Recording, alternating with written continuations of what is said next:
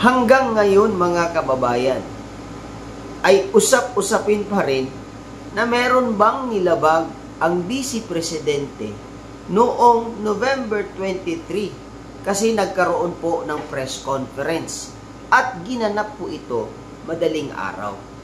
Tinawag ng Vice Presidente ang mga miyembro ng press corps ng Office of the Vice President. At yung iba, meron ding sumali o dumalo na mga kolumnista sa nangyaring press conference.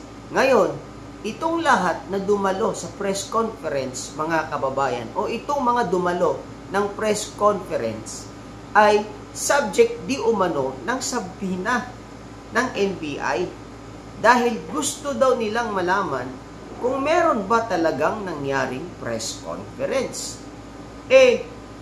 Obvious naman mga kababayan na meron talagang nangyaring press conference dahil na-upload ito ng mga media organization noong nangyaring press conference. Ngayon, ang tanong dito, may nilabag ba na batas ang Vice Presidente sa nangyaring press conference, mga kababayan? Dahil noong November 26 ay sinabi na po ang Vice Presidente. So, para malaman po natin ang kabuuhang detalye nito, panoorin po natin ang video na ito na sinabi po, sa video ito ni Ma'am Malu Tiquiha na alam natin na ito ay isa talagang bihasa at saka matagal na po sa journalism at Chief Executive ng Publicus Asia. Ayon mga kababayan, panoorin po natin ang video na ito.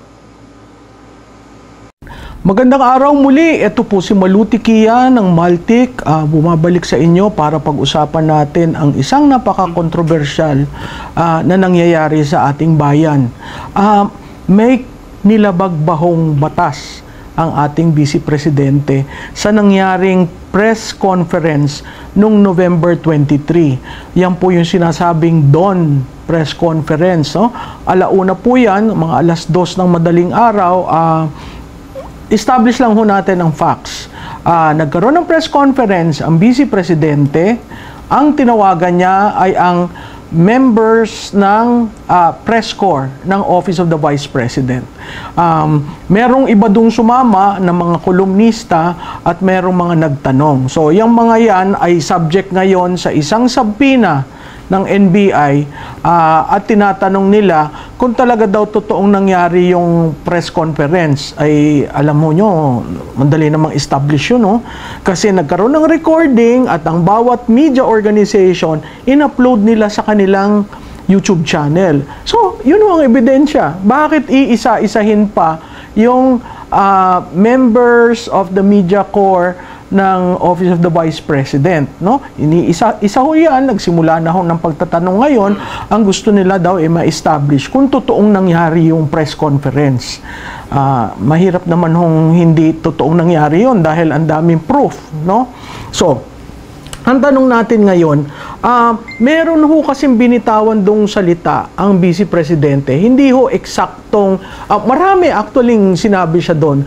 Pero ang tingin ko na napukaw ng atensyon ng administrasyong ito ay yung sinabi niyang, if something happens to me, then, if something happens to me, yung exact words, siguro ilalagay natin dito sa baba, para makita ninyo.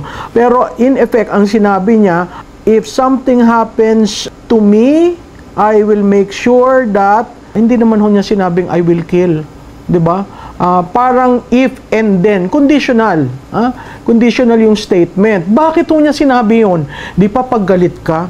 Pag nangyari sa akin, pag may nangyari sa akin, sisiguraduhin ko, alam ko kaagad kung sinong tumira sa akin. Di ba sa kwentuhan?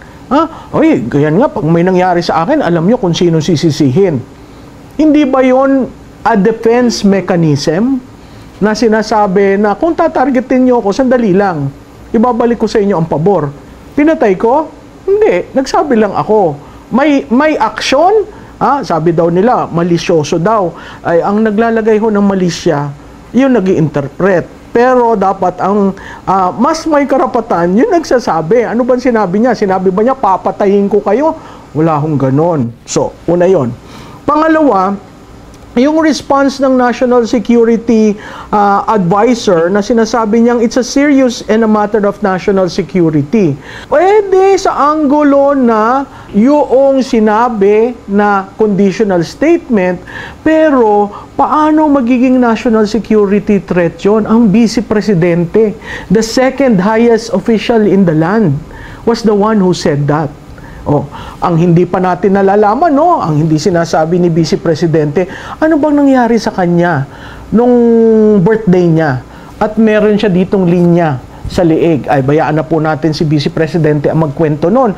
Akala ko ho yun, may sakit at nagpaalis ng thyroid. Hindi naman pala ho. Pero hindi ho ako ang magsasabi sa inyo niyan, no? So, ang sabi ni Vice Presidente, I was taken out of context, no? Kasi meron silang pinipinta na naman naratibo na very malicious, pero lacking in logical content, no? Sabi niya ganyan. So, sinabina na si Vice Presidente noong November 26, no? Sunod-sunod ho yan. Tingnan niyo yung sulat ng sabina, ang sabi dun sa sabina, ay lalagay ho natin dito sa sabina, you are hereby commanded to appear. Ay, yun naman hong NBI had a retired judge, sir. Second highest of the land, second highest official of the land, susulat ho kayo ng ganon. Hindi ho ba mali? Hindi ho ba dapat ang NBI ang pupunta sa office, sa tanggapan ng Vice Presidente? Ang ginagalang na lang ba ho natin ay ang Presidente? Abay, tingnan ho naman natin, no? Ang mandato ng Vice Presidente ay malaki. Huwag na natin i-compare sa Presidente, pareho sila may mandato. Bakit ho hindi rin respeto ang second highest official of the land, no? So, makikita natin yan, pati ang QCPD, pinailan ng kaso, ang security na Vice President, kitang-kita naman ho sa mga videos, sino ang pulis na nagbababa nung pinto na andun pa si Vice Presidente. Sino ho ang nambabastos? Alam mo nyo, bakit napakahalagang intindihin natin yan? Kasi ho, sa Pilipinas, meron ho tayong order of precedence. Pag nasa loob ang Vice Presidente at wala ang Presidente, ang trato ho doon sa Vice Presidente, parang Presidente. Successor nga ho Bakit hindi naman nyo ginagaling si Vice Presidente? Susulat kayong you are hereby commanded to appear. And failure to appear, sir, si NBI Director, Vice Presidente po naman yon. Pwede naman po kayong pumunta sa tanggapan niya at maitanong, biro niyong papupuntahin niyo ang Vice Presidente. Ngayon lang ho nangyari yan sa kasaysayan ng Pilipinas na ang second highest official of the land inuutos-utusan, no? Game. At tapos may sinabi pa ho, no?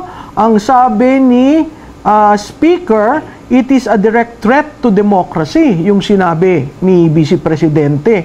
Ay, paano ho naging threat sa democracy? Hindi ho ba yung ginagawa nila, yun ang threat to democracy? Persecution of the Vice President from November 2022 to the present?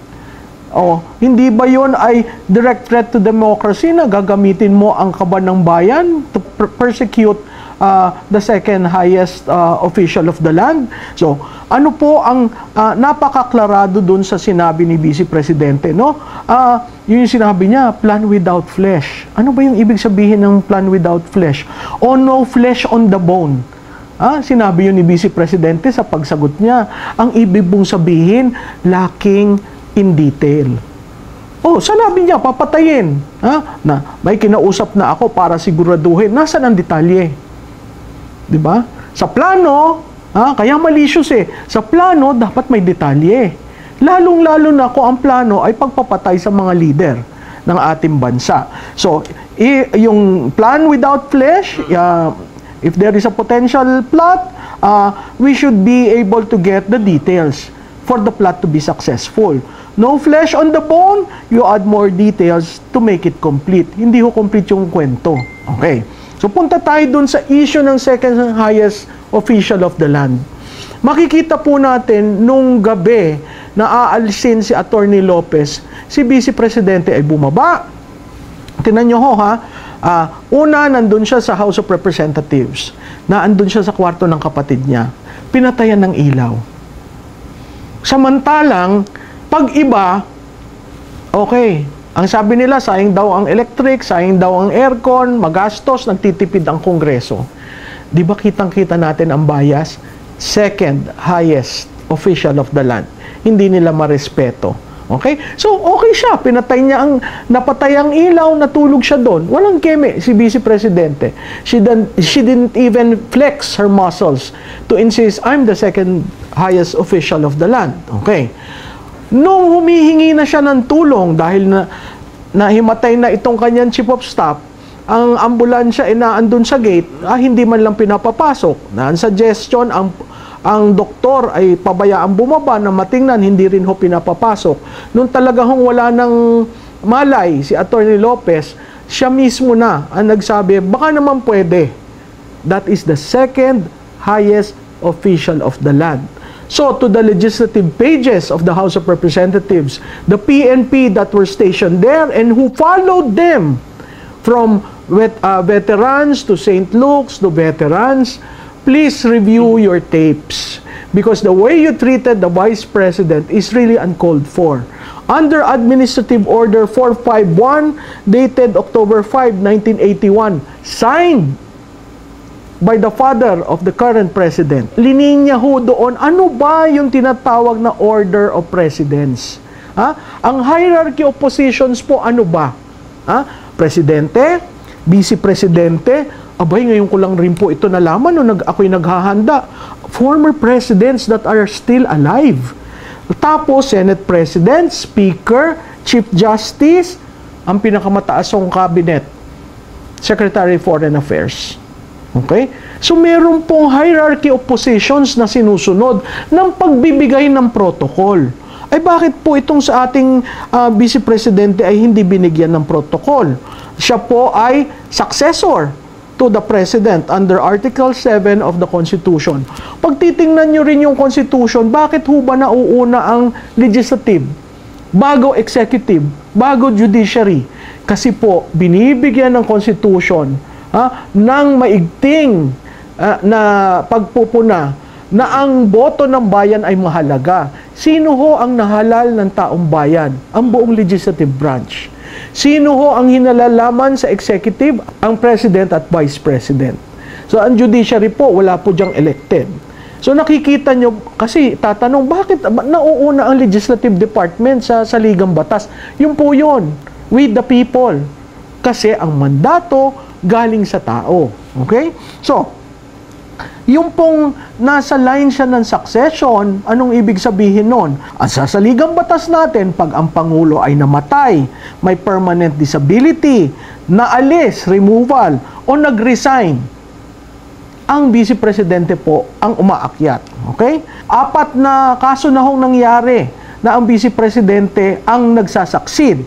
Nung panahon po ni Osmeña, nung namatay si Quezon, nung panahon ni Quirino, nung namatay si Rojas, nung panahon ni Garcia, nung namatay si Magsaysay, at nung panahon ni Arroyo, nung nag-resign si Presidente Estrada. So tingnan po natin lahat ito, no? Nababaliwala ang institusyon ng Office of the Vice President. Tatandaan po natin, Vice President, merong person who is the incumbent, Inday Sara Duterte, and the office, the institution, which is the Office of the Vice President. So you need to show the respect, the order of precedence when you are talking of both the institution and the personality of the Vice President. So, ang tatanungin po natin, no? May nilabag bang batas? Abay, magmula po sa grave threat to sedition, ngayon, terrorism. Yun hong Vice Presidente natin na a-accuse ng terroristic act. Tingnan ho uli natin, babalik tayo. Anong nangyari sa kanya nung Mayo? Nung malapit sa kaarawan niya? Bakit hindi yung pumaloob sa national security angle? Kasi hindi binibigyang diin ang Vice Presidente. Ang tingin natin sa Vice Presidente, spare tire. Again, nasa saligang batas. Ang sinabi doon, pwede mong bigyan ng katungkulan at hindi subject sa confirmation ng Commission on Appointment. Ganun na lamang pong pagbibigay diin ng saligang batas sa kanya. Sana ho, wag natin bastusin ang institusyon.